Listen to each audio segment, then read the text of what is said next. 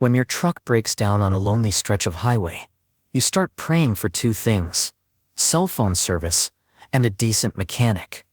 Marcus Thompson got both when he limped his failing rig into the small town of Cedar Falls. The local garage didn't look like a converted gas station with more rust than paint and a hand-lettered sign that read Eddie's Auto Repair. But the man who emerged from under a Ford pickup, wiping oil-stained hands on an even more stained coverall, had something Marcus couldn't see. "Looks like your transmission's got about another 100 miles left in her," Eddie said quietly, his voice barely audible over the hum of the garage's fluorescent lights.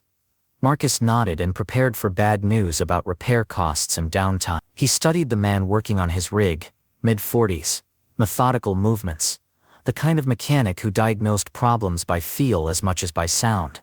Eddie Ramirez didn't look like a hero. Heroes, Marcus figured, probably didn't spend their days elbow-deep in truck engines in a small-town garage. But what Marcus couldn't have known was that those same hands had once saved an entire convoy of 45 soldiers under the blazing sun of Afghanistan, with enemy mortars whistling overhead and Taliban fighters closing in from 3 directions. Sometimes heroes hide in plain sight, and sometimes the most extraordinary stories begin with the most ordinary conversations. This driver was about to get something better than a good mechanic.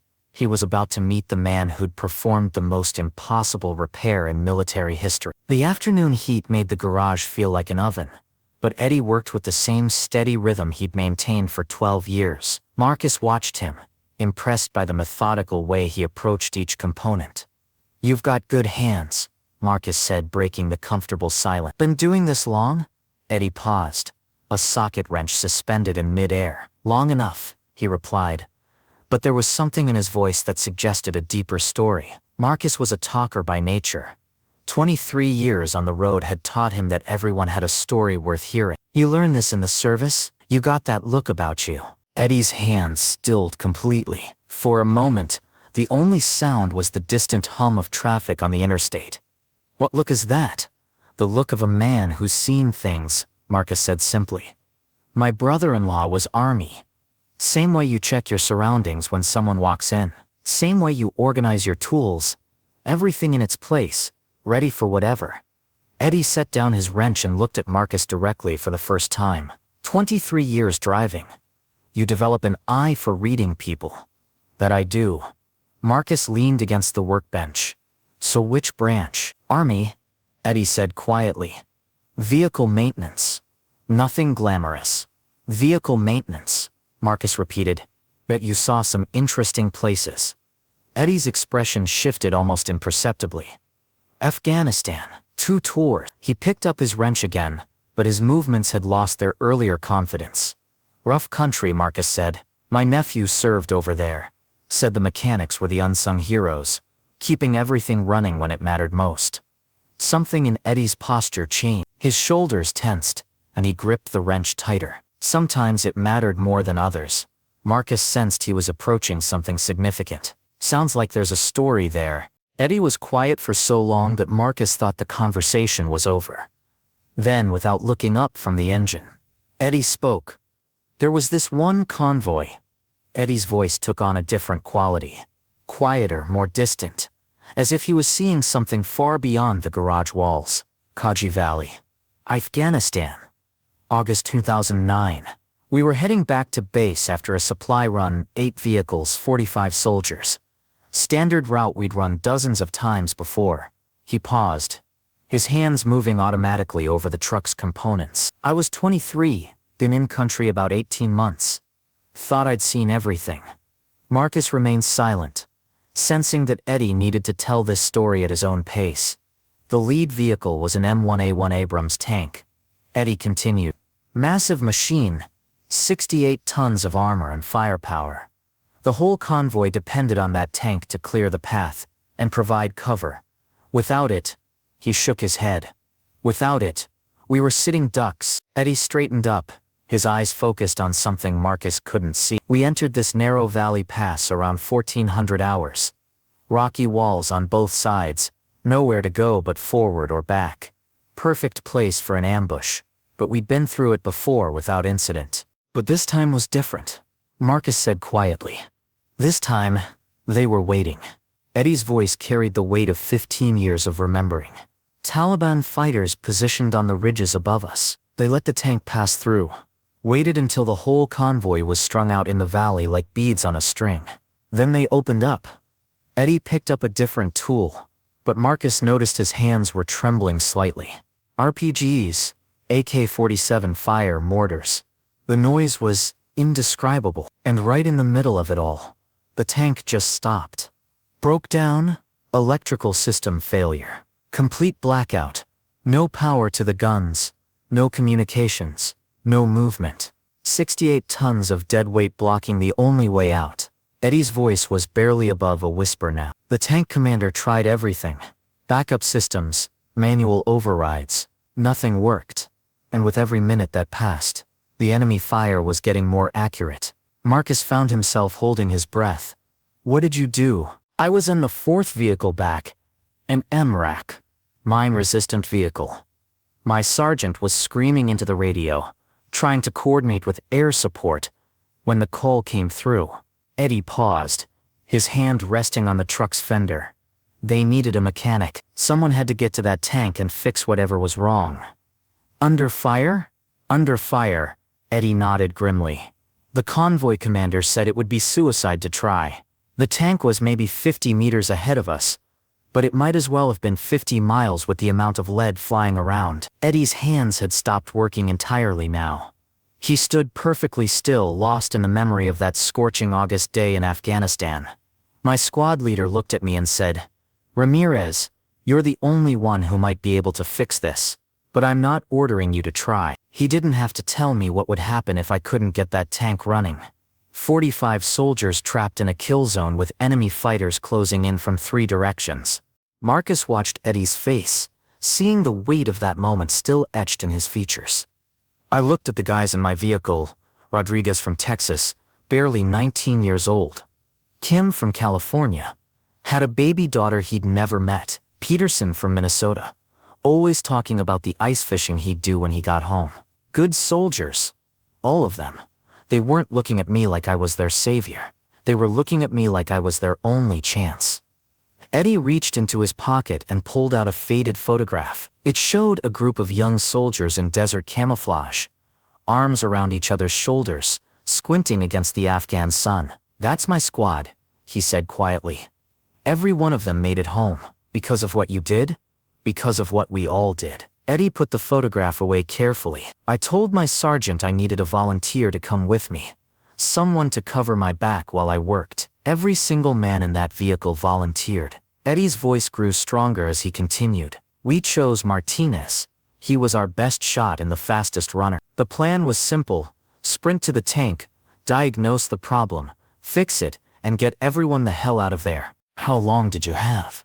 The company commander estimated maybe 15 minutes before the enemy fighters worked their way down from the ridges. After that, they'd be close enough to use grenades and close-range weapons. Game over. Marcus shook his head in amazement. 15 minutes to fix a tank? Under the best conditions, an electrical system diagnostic would take an hour minimum, with the proper tools and documentation. But we didn't have an hour, and this wasn't the best of condition. Eddie picked up his wrench again. But his movements were different now, more purposeful, as if muscle memory was guiding him back to that day in Afghanistan. Martinez and I left the MRAP low and fast. The sound of gunfire was constant now, like being inside a thunderstorm. Bullets hitting rocks, ricocheting off armor. The distinctive crack of rounds passing close to your head. You learn to identify those sounds real quick. How did you make it to the tank? Pure luck and Martinez's cover fire. That man could put 3 rounds through a quarter at 100 meters. He kept the snipers' heads down while I covered the distance. Longest 50 meters of my life. Eddie's hands moved more confidently now, as if the act of remembering was bringing back his old skills. When I reached the tank, the crew was buttoned up tight, hatches sealed, trying to stay alive. I had to bang on the armor with my wrench to get their attention. When the commander finally opened up, I could see the panic in his eyes. What was wrong with it? That's what I had to figure out. I climbed up onto the hull, completely exposed to enemy fire, and started tracing electrical connections. The tank's electrical system is incredibly complex. hundreds of circuits, multiple backup systems, thousands of connection points. Eddie paused in his work, his eyes distant again. But I'd worked on these machines for 3 years. I knew them like some people know their own cars. I could feel my way through the systems even when I couldn't see them clearly. And you found the problem? Main electrical harness. Right where it connects to the turret assembly. Combat damage from an RPG near miss earlier in the deployment. The connection looked solid from the outside, but the internal wiring was severed. Without that connection, nothing worked. Marcus was leaning forward now, completely absorbed in the story. Could you fix it? I had to. Eddie's voice was matter-of-fact. I carried a field repair kit, basic tools, electrical tape, spare wire. Not much, but it was what I had. The problem was, the damaged harness was in the worst possible position, right on top of the tank, completely exposed to sniper fire. You did it anyway. Martinez was covering me, but he couldn't watch every ridgeline at once. I could hear bullets pinging off the armor around me while I worked. My hands were shaking so bad I could barely hold the tools. Eddie demonstrated with his own hands, showing the fine motor control required. Stripping wire with a knife blade while people are shooting at you is like trying to perform surgery during an earthquake. But somehow, muscle memory took over. 3 years of training, hundreds of hours working on these systems. I had maybe 5 minutes left. Eddie continued, his voice growing more intense. I could hear the enemy fighters getting closer, voices calling to each other in Pashto. The sound of boots on rock. Martinez was burning through ammunition trying to keep them back. Eddie's hands moved with practiced precision as he spoke, as if he was performing the repair all over again. I bypassed the damaged section entirely, ran new wire directly from the main power bus to the turret control system. Field expedient repair, against every regulation in the book. But it would work. Did you test it? No time. I connected the final wire and hammered on the commander's hatch. Try it now, I yelled. Nothing happened for about 3 seconds. Longest 3 seconds of my life. Then I heard the most beautiful sound in the world. What? The turret motor coming online. The big gun started moving. The commander's scope lit up, and the radio crackled to life. That tank went from dead weight to fully operational in an instant. Eddie's voice carried a note of pride mixed with relief. The tank commander didn't hesitate. As soon as his systems came online, he started engaging targets on the ridgelines. The main gun fired once, twice, 120mm shells that you feel in your bones. Secondary weapons started chattering. The whole tactical situation changed in 30 seconds. You saved them. We all saved each other, Eddie corrected. Martinez got me to that tank alive. The tank crew used their restored firepower to break the ambush. The rest of the convoy provided covering fire while we extracted. It was a team effort, but without your repairing Prince Persembers. Eddie was quiet for a moment. Without that repair, 45 good soldiers might not have made it home. Some of them had families waiting. Kids who needed their fathers. Wives who needed their husbands. That's what I think about when people thank me. Not the technical achievement, but the faces of the people who got to go home. Eddie set down his tools and leaned against the workbench. For the first time since he'd started the story, he looked directly at Mark. You want to know the funny thing? The whole repair took maybe 12 minutes. 12 minutes that felt like 12 hours. When it was over and we were back at base, I couldn't remember half of what I'd done. It was like my hands had worked independently of my brain. Combat does that to people, Marcus said quietly. Changes your perception of time. Time, space, everything. Eddie's voice grew distant again. The tank commander, Staff Sergeant Morrison. He was the first one to speak when we got back. Big guy from Oklahoma. Been in the Army for 12 years. He walked up to me in the motor pool and just stood there for about 30 seconds. What did he say?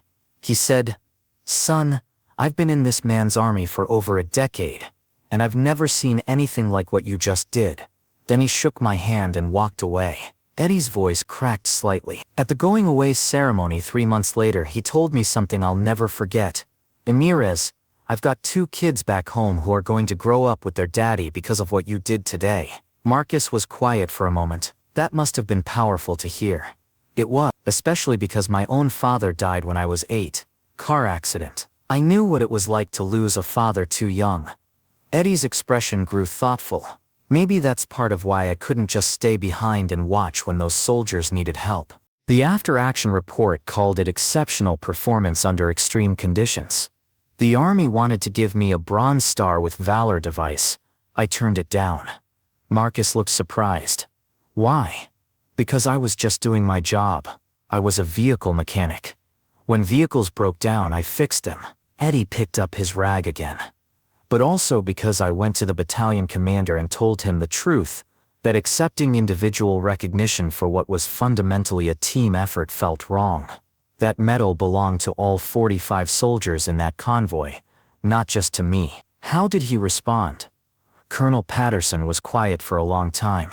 Then he said, Ramirez, in 30 years of military service, the ones who deserve recognition the most are usually the ones who want it the least. He processed my request to decline the decoration, but he also entered a formal commendation in my service record. Eddie's voice grew softer. The truth is, for years after that day, I couldn't work on engines without thinking about Kajaki Valley. Every time I heard a car backfire, I'd hit the deck. Every time someone dropped a tool, I'd reach for a weapon that wasn't there. PTSD? Post-traumatic stress, yeah? The VA helped me work through it. Took about 5 years before I could sleep through the night without dreaming about mortars and machine gun fire. Eddie's voice was steady, matter of fact. That's when I decided to leave the Army. I'd done my part. It was time to find something peaceful. So you became a civilian mechanic. Seemed like a natural fit. Same skills, same satisfaction of fixing things that were broken. But now when I restore an engine, the only thing depending on me is whether someone gets to work on time. Eddie managed a small smile. Much lower stress level. Marcus looked around the garage with new eyes. The organized tool sets, the methodical approach to every task, the quiet confidence. It all made sense now. You mentioned the other soldiers in your convoy. What happened to them after Afghanistan? Eddie's expression brightened for the first time in the conversation. That's the good news part of the story. Every single one of them made it home alive. Not all of them came back whole. We had some injuries, some psychological wounds that took time to heal, but they all made it back to their families. Do you keep in touch? Some of them, yeah. Rodriguez, the kid from Texas I mentioned, he became a police officer in Houston. Sends me Christmas cards every year with pictures of his family. He's got 3 kids now, all of them playing Little League Baseball. His oldest son is named Eduardo, after me. Eddie pulled out his phone and scrolled through messages. Kim finally met his daughter when he got home from that deployment. She was 2 years old, didn't recognize him at first. Broke his heart. But now she's 15. Plays varsity soccer. Wants to be a veterinarian. He sends me videos of her games sometimes. What about Peterson? Peterson moved back to Minnesota like he always planned. Runs a bait shop and fishing guide service on one of the lakes up there. Millex, I think. He invited me up for ice fishing a few years back. Said he wanted to thank me properly. Turned out he meant cooking fresh walleye and drinking beer until we couldn't feel the cold. Marcus smiled. Sounds like a good time. Best vacation I ever took. Just 2 guys who'd been through something together. Fishing and not talking about it. Sometimes that's exactly what you need. Eddie's voice grew warmer. He told me something that night that I'll never forget. Said that every morning when he opens his shop, he thinks about how close he came to never seeing that lake again. Makes him appreciate the simple things more. And Martinez, the one who covered you. Martinez is the success story. Stayed in the Army. Made it all the way to Sergeant Major before retiring last year. 24 years of service. 2 Bronze Stars, a Purple Heart from a different deployment. He's everything you'd want an NCO to be. Tough, fair, takes care of his soldiers. Eddie leaned against the workbench. We talk every few months, usually around the anniversary of Kajaki Valley. He always calls it our day. Like it's something to celebrate, and maybe it is. Not the violence or the danger, but the fact that we all came through it together. Does he still thank you? Every conversation always ends the same way. Thanks for getting us home, Eddie. And I always tell him the same thing. We got each other home. Because that's the truth. Without Martinez covering me, I never would have made it to that tank. Without the tank crew using their restored systems effectively, we never would have broken the ambush. It was a team effort from start to finish. Marcus nodded thoughtfully. What about the tank commander? Morrison. Morrison's story is probably the most dramatic. He stayed in the army, eventually made it to colonel. But here's the interesting part. After he retired, he became a high school principal in Oklahoma. Says that experience in Kajaki Valley taught him something about leadership under pressure that he uses every day. A principal. Yeah, he says dealing with teenagers is just another kind of combat operation. Requires the same calm decision-making. The same ability to think clearly when everything's chaotic. Eddie chuckled. He sent me a picture from his first day on the job. Caption read, "Different battlefield, same mission, get everyone home safe." It's beautiful. Morrison's the one who really changed my perspective on what happened that day. About 3 years ago, he drove through Cedar Falls on a family vacation, stopped by the garage just to say hello. We talked for maybe 2 hours. First time we'd really processed the whole experience together. Eddie paused, clearly still moved by the memory. He told me something I'd never considered. Said that what I did that day wasn't just about fixing a tank. It was about refusing to accept defeat, about finding a solution when everyone else saw only problems. Said those are the qualities that make the difference in any crisis, military or civilian. Did that change how you see your work here? It made me realize that the skills I learned in the Army, problem solving under pressure, attention to detail, refusing to give up when things get complicated, those skills transfer to everything I do. Every repair I make correctly, every customer I help get back on the road safely. It's all connected to the same basic principle. When someone needs help, you step up. You mentioned earlier that lives depend on your work here too. Marcus, let me tell you about something that happened just last month. Woman came in here with her car, making a strange noise. Young mother, 2 kids in car seats, driving to visit her sick father in the next state. Turned out her brake lines were about to fail. Another 50 miles and she might not have been able to stop. Eddie's voice grew more serious. I could have done a quick patch job, gotten her back on the road that day, would have saved her time and money. But those brake lines needed complete replacement, and I told her so. Meant she had to stay overnight in town. Spend money she didn't have on a hotel room. But you potentially saved her life. Her life and her children's lives. And maybe the lives of other drivers on the highway. Eddie nodded. She was upset at first, frustrated about the delay, worried about the cost, but when I explained what could have happened, when she understood that those brake lines could have failed while she was driving 65 miles an hour with her kids in the car, she was grateful. More than grateful. She cried right here in the garage, said she'd been so focused on getting to her father quickly, that she hadn't considered the risks. The next day, after the repair was finished, she brought me a homemade apple pie and a card that said, "Thank you for caring more about my family's safety than your schedule." Marcus was quiet for a moment. That's the same instinct that made you run to that tank in Afghanistan, isn't it? Caring more about other people's safety than your own convenience. I suppose it is. Never thought about it that way. But yeah, whether it's a combat zone or a small-town garage, the principle is the same. You do what's right even when it's difficult, because someone's counting on you to do your job correctly. What happened to that woman's father? She made it to see him. Spent 3 weeks with him before he passed away. She sent me a letter afterward. Said those 3 weeks were precious beyond description. Said she might not have had them if I hadn't insisted on doing the brake job right. Eddie's voice grew softer. Sometimes the most important thing you can do is slow someone down long enough to keep them safe. That's profound. It's practical. Same lesson applies, whether you're fixing a tank under fire or replacing brake lines in a peaceful garage. Take the time to do it right, because cutting corners can cost lives. Eddie picked up a brake pad from his workbench, examining it with professional interest. You know what I've learned in 12 years of civilian mechanics? Most people don't understand how much their lives depend on the integrity of mechanical systems. They drive cars without thinking about the complexity of what's happening under the hood. They trust that everything will work correctly, that the brakes will stop them, that the engine will keep running. That trust is based on people like you doing their jobs correctly. Exactly, and that's a responsibility I don't take lightly.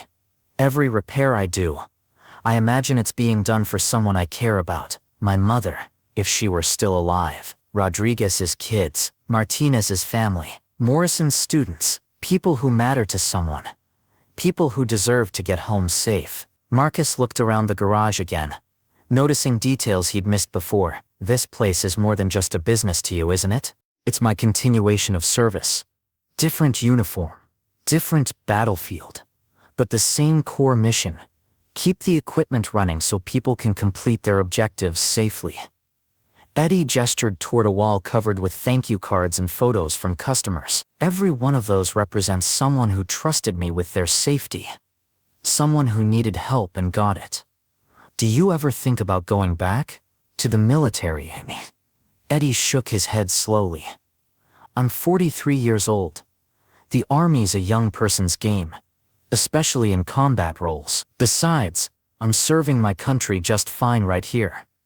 Maybe not in uniform, maybe not with the same visibility, but serving nonetheless. How so? Think about it. Every truck driver I help get back on the road safely is moving goods that keep the economy running. Every family car I repair correctly is protecting parents and children.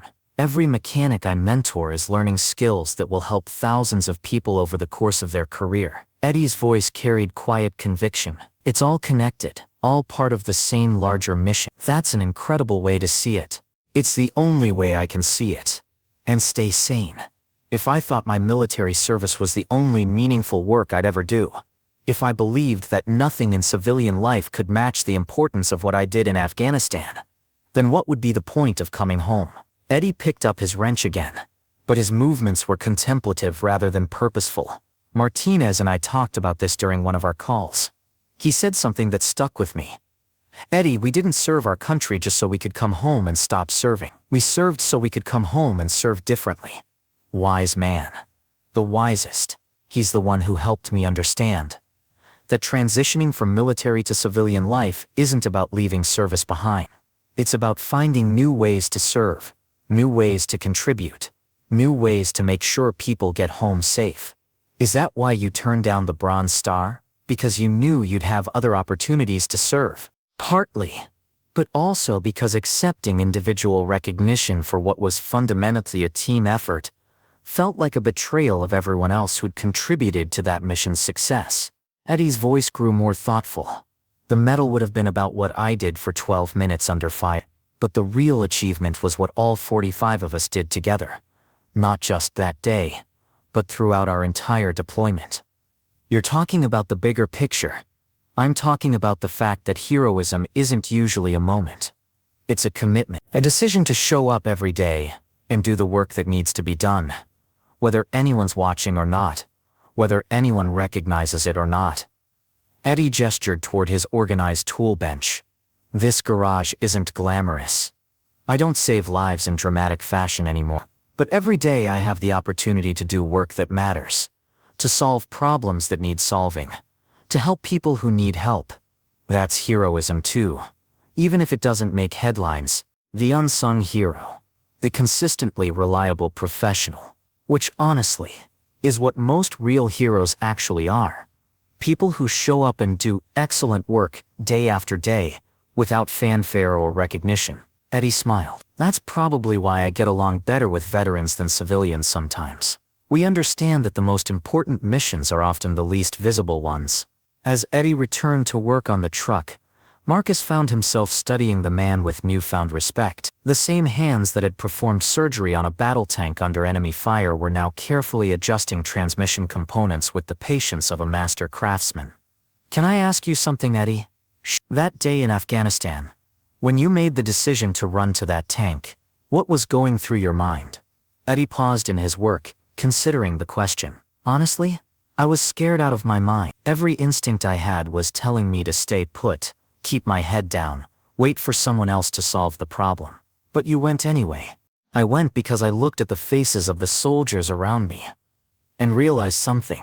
Being afraid isn't the same as being unable. Fear is just information. It tells you that something dangerous is happening, but you can be afraid and still do what needs to be done. Eddie's voice grew more thoughtful. In the army, they teach you that courage isn't the absence of fear. Courage is doing the right thing despite being afraid. That day in Kajaki Valley, the right thing was clear. Those soldiers needed someone to fix that tank, and I was the only one who could do it. Do you think you're a hero? Eddie laughed quietly.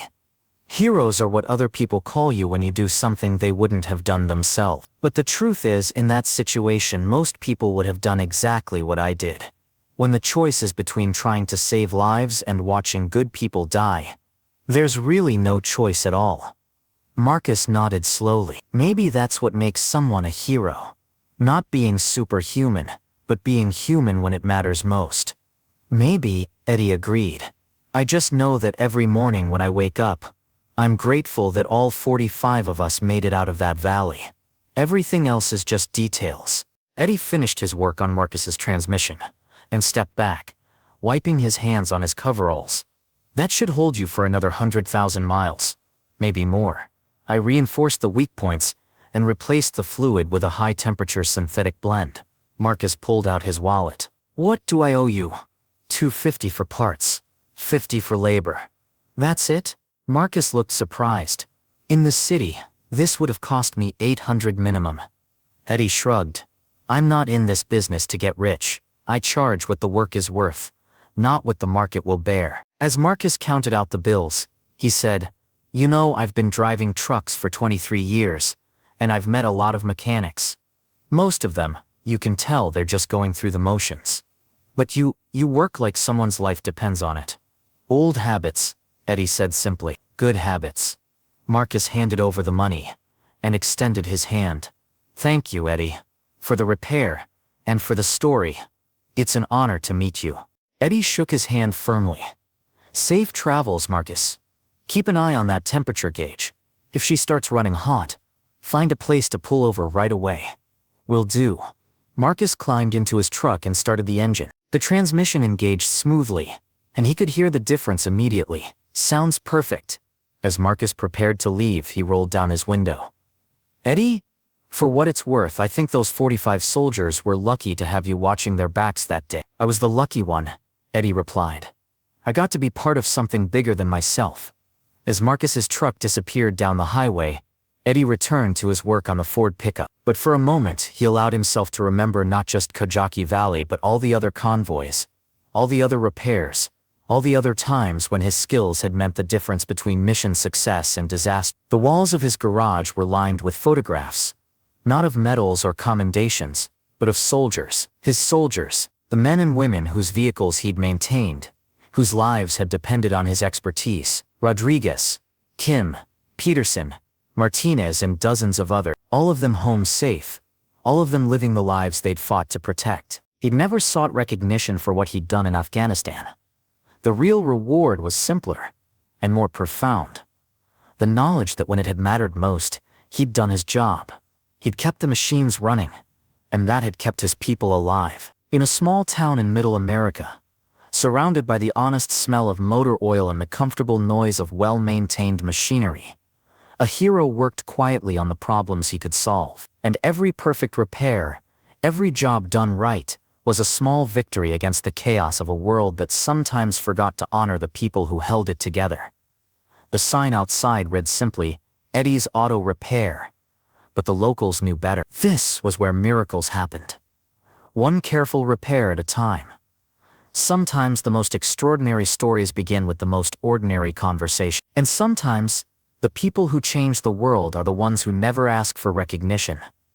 They just show up, do the work, and make sure everyone gets home safe. Real security stories, where every hero has a story, and every story matters.